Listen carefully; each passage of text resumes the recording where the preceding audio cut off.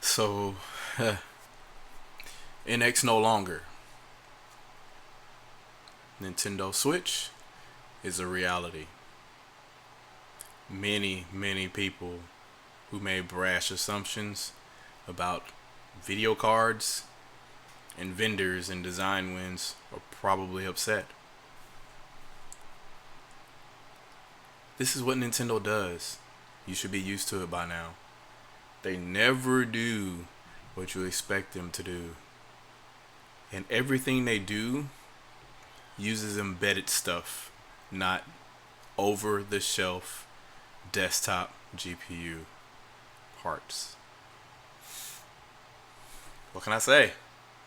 Other than what I've been telling you all this damn time. Let's get it. Who done stepped in the game at point blank range? Who done stepped in the game at point blank range? Who done stepped in the game? Stepped in the game. Stepped in the game.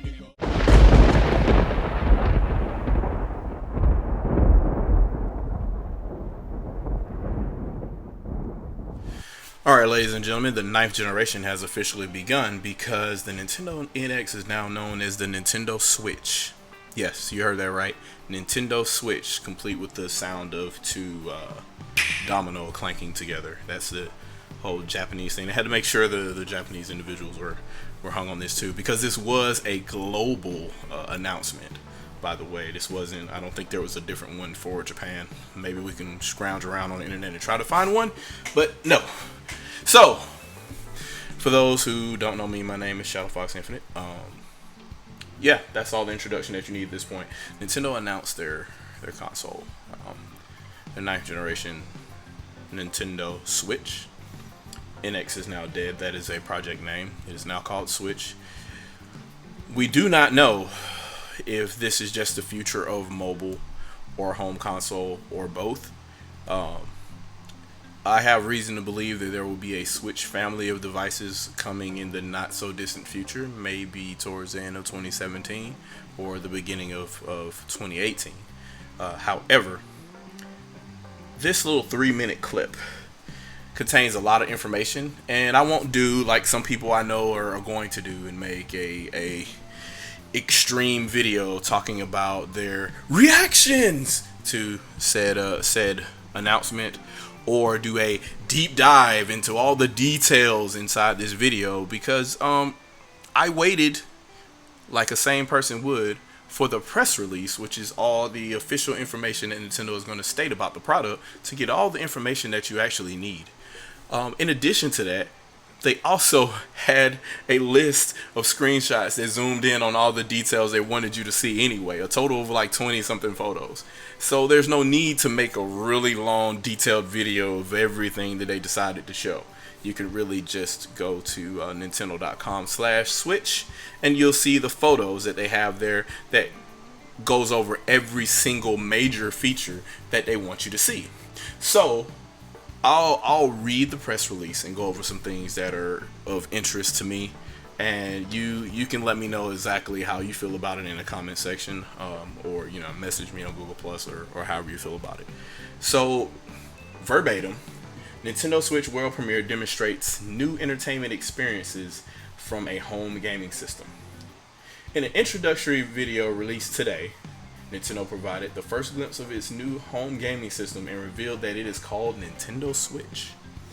That is much to the chagrin of many people that came up with all kinds of names, to Nintendo Fusion, to actually being Nintendo NX and the Nintendo.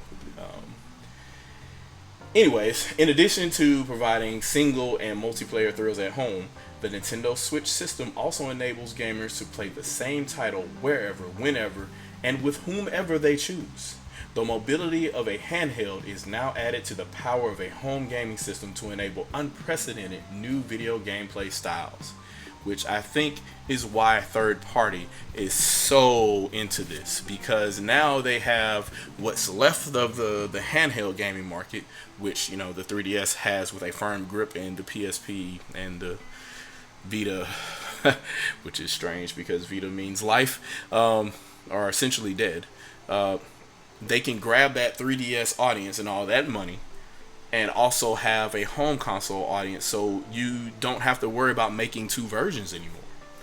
That should appeal to every major third party. At this point, you can't really, and when Nintendo was probably pitching this around last year, that's probably why a lot of third parties just said, that screw the Wii U. There's no reason for us to even look into that, And if all our major efforts that we had in progress for Wii U could be easily ported to this thing, yeah.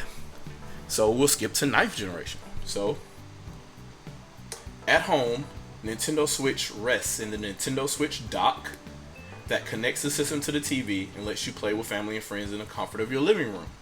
By simply lifting the Nintendo Switch from the dock, the system will instantly transition to portable mode, and the same great gaming experience that was being enjoyed at home now travels with you. The portability of the Nintendo Switch is enhanced by its bright high-definition display. They say high definition because I guess they don't want to specify, particularly with new consoles that are claiming 4K support and things like that. They don't want to get into a number or arms race or anything like that. So by them saying high definition, a lot of people want to assume 1080p, but they could technically still say that if it's above 540p. So it could be anywhere between 720p to 800, maybe 900p or something like that, I'm guessing. I'm thinking it's going to be just shy of 1080p, but either way, it's high definition. The Wii U Gamepad still looks good to me from the distance that you hold it in your hand anyway, because it's a huge screen. This screen appears to be a lot bigger. I'll dig into the details a little bit here and see if we can find exactly the dimensions of that screen. I don't think they specified, but I'll look later in here because they're actually updating parts of the press release as we speak right now. Since the page has been up and down so much, they may have made a lot of changes. The portability of Nintendo Switch is enhanced by a bright high definition display. It brings the full home gaming experience with you to the park, on an airplane, in a car, or to a friend's apartment, which is key because so many people install screens into their car.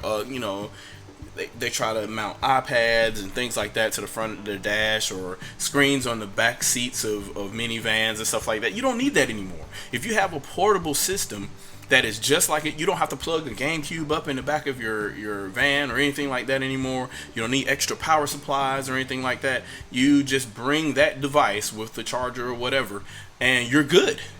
You don't need any custom hookups or anything like that. And yeah, I really think this is a really good idea because a lot of people mount portable displays or in-dash displays and stuff in their car, and with this system you could literally take the console.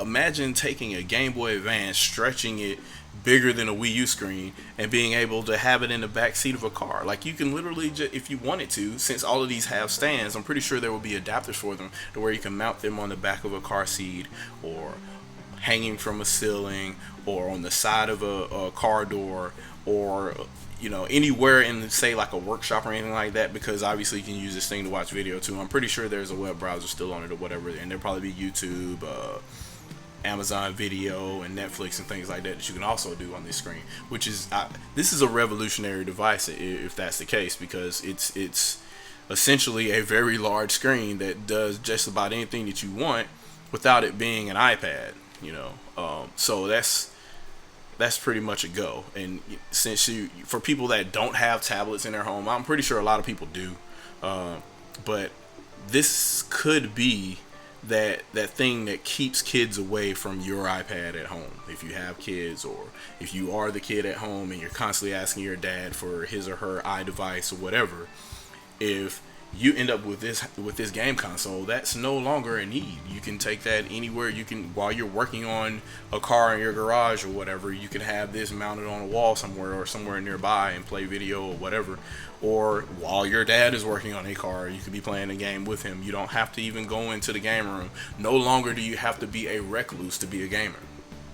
So that, with Nintendo having support, which I will talk about later, they go into great detail here, that the excuses are pretty much out of the window.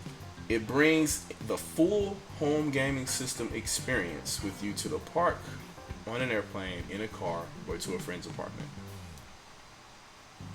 Gaming springs into action by removing detachable Joy-Con controllers, and they decided to name these Joy-Con controllers to let you know that there is a distinct difference between that and any of the Wii U or the Wii controllers or the Pro controller or anything like that. They come up with a completely different name to let you know that there's a difference.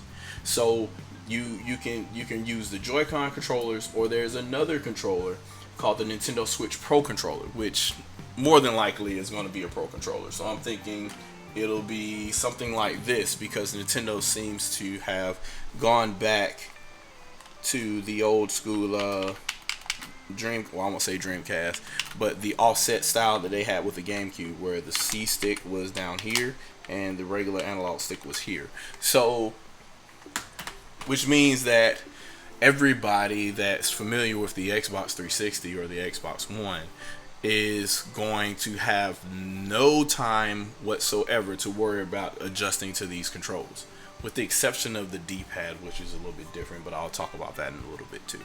One player can use a Joy-Con controller in each hand. Two players can take one, or multiple Joy-Con can be employed by numerous people for a variety of gameplay options.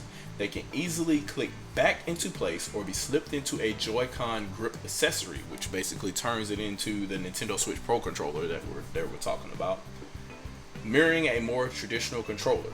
Or, if preferred, the gamer can select an optional Nintendo Switch Pro controller to use instead of the Joy-Con controllers. Furthermore, it is possible for numerous people to bring their Nintendo Switch systems together to enjoy local multiplayer face-to-face action, which is another key thing, because local multiplayer pretty much died in the 7th generation. Why? Those consoles couldn't handle the resolution they were pushing. Back in the day, back in the 6th generation and earlier, I mean, who remembers Halo when you could do 16-man Halo, 4 per console, link them up, system link, and have a blast? Nowadays, you can't have a game with split screen anymore because it can't handle the resolution. It can't handle pushing that many polygons per second in split screen with just 2 people. Now you can have individual displays for 2 or more people in one household or whatever, or I can go online and play Madden with my friend and not have to worry about him looking at my screen, which was basically what the Wii U was trying to do, but it never supported 2 displays, which is what it could have done. Nintendo should have came with that, or worked with EA to help pay for some type of extra controller bundle or something. But now that can happen. So there's numerous types of opportunities, numerous type of things that can happen now with this new display style and this new connectivity they've come up with and discoverability of these controllers. They can easily click back into place or be slipped into a Joy-Con grip accessory, mirroring a more traditional controller. Or, if preferred, the gamer can select an optional Nintendo Switch Pro controller, which I talked about before, to use instead of the Joy-Con controllers. Furthermore, it is possible for numerous people to bring their Nintendo Switch systems together to enjoy a local multiplayer face-to-face competition, which no other system can do. Nintendo Switch allows gamers the freedom to play however they like, said Reggie Fils-Aimé, President and COO of Nintendo of America. It gives game developers new abilities to bring their creative visions to life by opening up the concept of gaming without boundaries. And I'm starting to understand why Nintendo kept this thing so far under wraps, because it would take a significant amount of time for anybody to copy this. So it's a good thing that they waited literally until they're about to release it out the door and they'll have no competition. There is no way for anybody to take this idea. You can't take an Xbox One or a PlayStation 4 and re-engineer it into this. Nintendo is working on this R&D for quite a while, so good luck. Good luck. I really think people are going to have a hard time trying to pull a smart glass or Connect or PlayStation Move on this one. I'm sorry, it's not going to happen. So that's probably a good idea that they kept it on the wraps for so long, and people kept getting upset. Oh, Nintendo needs to go ahead, and they do what they do for a reason. They're not dumb. They're multinational corporation with billions of dollars. They know exactly what they need to do to remain profitable, and profitable they've been for a while, and it looks like they'll continue to with this guy. Developers can design their games supporting a variety of playstyles, which gives gamers the freedom to choose an experience that best suits them. Some of the publishers, developers, and middleware partners announcing support for Nintendo Switch are as follows. So they hit you with the little marketing fluff, and then they get to the meat and potatoes, which is what most of you, by you I mean vocal minority YouTubers, I say YouTubers because some of these YouTubers aren't really gamers at all, that like to bitch and complain about what Nintendo can and can't do and what type of support they can and won't have. So there's a list of about 30 developers and middleware partners here. Some notables being Activision, obviously, Arc System Works, Atlas, Autodesk. And for those that don't know, that, you know, basically that means that Alias, Wavefront, Maya, and 3D Studio Max will work directly with whatever firmware, whatever type of development environment, whatever type of IDE that Nintendo developers are going to have. So with regards to, say, like Wii U or anything like that, trying to get any of your stuff, if you wanted to, say, hack the system and modify any of the models that are on here, like the Wii U doesn't read any of that, and it's heavily scripted with a whole bunch of extra encryption and things like that. So you have to know exactly how the system's laid out, and you still will get mixed results at runtime. If you look, all you have to do is look at the Wii U emulation projects that are currently in place right now, and look at some of their progress, if you will, and they're struggling on high-end machines to do what the Wii U is doing at a fraction of the clock speed. Unreal Engine is finally supporting Nintendo. It's that type of important, and yeah, Epic is on here as well, so they are developing middleware for there as well. Obviously DNA is on there, which means what? Super Mario Run, Pokemon Go, Miitomo, all those other type of games that are going to be smartphone, they'll also kind of magically make their way onto the the Nintendo Switch. So there's going to be a little bit of crossover here, and I made a statement in a Gamers at Large podcast a couple of days ago that I'm starting to see a lot of comparisons between, I'm starting to see a lot of parallels between Apple and Nintendo at this point, to the extent of their trailer being distinctively Apple, like down to the music selection, the type of jump cuts they use, the color spectrum they use. It seems like they basically got Johnny Ive to shoot their video, which honestly wouldn't surprise me at this point. Bethesda, Capcom, Codemasters, Cry Middleware, which was notably absent for Wii U, with the exception of using the FMV stuff. Electronic Arts, Epic Games, as I mentioned before, From Software, so Dark Souls maybe, Frozen Byte,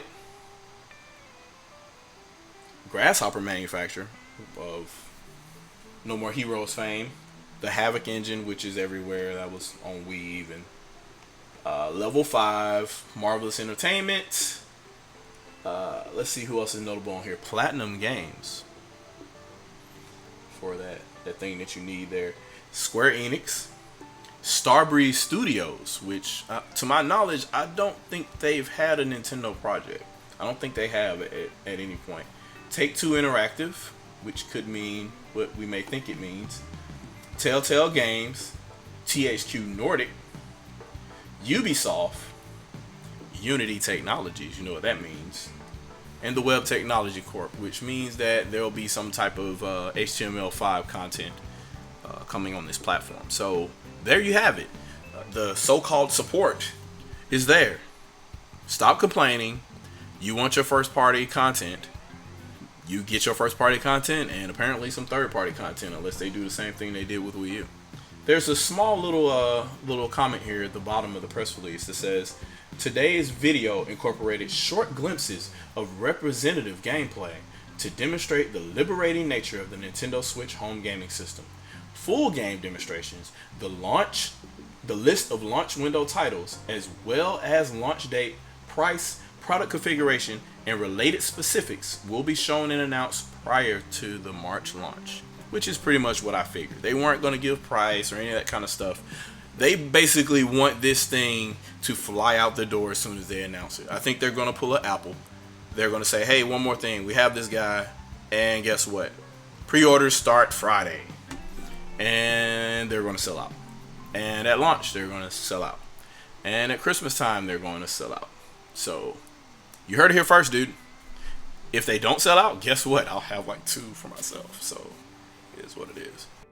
So based on the images that Nintendo decided to provide, so you won't have to do the in-depth studying of the video or anything crazy like that. That would be kind of, I won't say dumb, but a waste of time. So what you see immediately is the Joy-Con L and the Joy-Con R, which are the left and right little devices on the side of the Nintendo Switch display. So you take those off. They're obviously inverted for a reason. So if for whatever reason you have the gamepad upside down, it works the same way. Or if you split the controllers off to use as different controllers for me and you, if I wanted to play 2-player on my controller here, I would have 2 identical devices. One just wouldn't have the XYBA on it. It would just have the arrow keys. But they still serve the same purpose once you turn it to the left or the right. So that kind of works here. You see a bunch of things on the display itself. So the display at the top has the vent that I spoke about earlier, because there's obviously some type of high definition GPU in there. There's the 3.5 millimeter jack that Apple omitted from their stuff, and everybody likes to talk junk about them, but you know, hey, it is what it is. There's a game card, so obviously this is going to cartridges as people wished before. And yeah, I think that the return to cartridges is warranted because these games are getting huge. It is getting dumb, and you might as well have them all on an SD card and keep it moving. There's no reason to have an install process for every freaking game you want to play. Stick the cartridge in there and keep it moving. Anyways, so other than that, you can also see a closer shot of the ZL and ZR buttons, which are obviously there. The D-pad, which is split up for the reason that I spoke about before, because if you turn the controller sideways, it's the 4 buttons or whatever. There's the clickable left and right stick, unless they abandon something they started with Wii U. I want to think that there's L3 and R3 underneath those, so yeah, we'll go from there. There's a plus and minus button, which aren't plus and minus. They aren't dedicated circle buttons. They're actually the shape of the plus and the minus at the top of those controllers. There's an unidentified button on the bottom left, which looks like the NFC chip. And on the right, there's a home button at the bottom.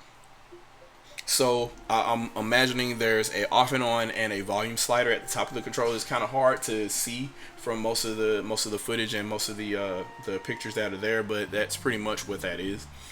And also on the sides are the little grooves that the controllers go into. On the Nintendo Switch dock, there's one non-proprietary port there, which is either USB 2 or USB 3. Doesn't really matter because the speed of the bandwidth of the bus is going to determine that. And what looks like a DisplayPort adapter, like large DisplayPort port on there, which is really weird. I'm hoping it's HDMI, but from here it looks pretty square and hooked at the bottom. I'll zoom in a little bit later to figure out what that is, but I'm pretty sure that's DisplayPort or some other type of custom connector that Nintendo has to hook to your TV. Either that goes to your TV or to any other external type of devices, the exterior port or the EXT port that most Nintendo consoles have had up until now. I'm pretty sure the other side of the dock, if you will, has some other type of outputs or other type of ports on the back of it for whatever type of display that you have or what other type of devices you want to plug into it. Thank you. The back of the Nintendo Switch dock is almost exactly the same size as the desktop GPU. Say with that what you will, but there appears to be a little bit of extra horsepower in there. I don't know exactly what, and I don't know how, but it's a lot larger than the actual display itself. It's pretty bulky in the back. The Nintendo Switch Pro controller and the Joy-Con grip, which is kind of shaped like a Xbox 360 controller. But the Nintendo Switch Pro controller, for whatever reason, has the plus and minus buttons as dedicated circle-shaped buttons, just like they are on the Wii U gamepad. So the plus and minus, which are here, are the same shape as they are on the Nintendo Switch Pro controller, just like a regular Pro controller does on the Wii or Wii U. Also on that Nintendo Switch Pro controller is a traditional D-pad, and it's a larger D-pad than normal. It's actually maybe looks a little bit larger than the original NES D-pad. So yeah, it seems like Nintendo's addressing complaints at this point, and if they have that controller in the box, a lot of complaints will be alleviated by both third party and you vocal YouTubers. I'm not going to say gamers, because a lot of y'all YouTubers don't play games, at least not to have fun. There's obviously some type of clip adapter on the back of the Nintendo Switch display, which allows you to set it up as a stand, or you can hook it to a mount, which is shown in one of the pictures here towards the bottom of the page, which is interesting because the car applications that I spoke about before are basically limitless. You can mount this thing anywhere. You can take this mount and stick it on the back of a seat in an airplane or wherever, and have hours of fun and not worry about being limited to what type of games you could play, worry about only playing tap games or anything dumb like that, because that's the only thing you could take with you.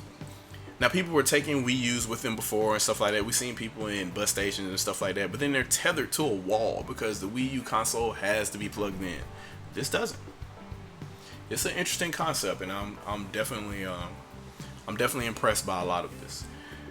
So the last picture is showing a group of people playing together, local multiplayer, which is something that hasn't happened on consoles in a while. I talked about this before, but yeah. New console games, they don't do split screen too well. They struggle enough to get these games running on one screen. So doing split screen and increasing the fidelity, or basically doubling the fill rate of the screen is going to be jarring to some. You'll be working with frame rates in the teens and stuff like that, and I guess they don't want to give that impression to people, so they say, hey, just play online all the time, it's okay. But I think that with the long list of developers that I mentioned earlier, and this on-the-go thing that nobody can really copy right now, because the R&D for getting this to work would be years in the making, even after knowing what Nintendo did. I think they might be onto something here. Do you play games to have fun, or to impress other people? I know I can't wait to have fun with this thing. It's going to be interesting. Might actually want to take it apart too, see what kind of makes it tick at some point. But I'll let you send me one in, and you send me one. Maybe I'll take it apart. Guys, have a good one. I'm out.